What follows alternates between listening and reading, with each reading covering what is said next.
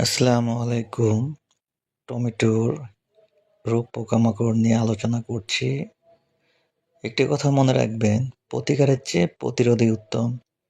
এই টমেটোর গাছে আপনার চারা অবস্থা থেকে এখন পর্যন্ত পর্যায়ক্রমে ব্যারা-অ্যান্ট্রাকল ১৬ লিটার পানিতে ৩৩ গ্রাম হারে এবং এর সঙ্গে জিলেটিন জিঙ্ক ১৬ লিটার পানিতে ১০ গ্রাম হারে ১০ থেকে ১২ দিন পর পর স্প্রে করার ফলে গাছের চেহারা খুব সুন্দর, পাতা কোঁকড়ানো ভাব নাই এবং গাছ সুস্থ সবল।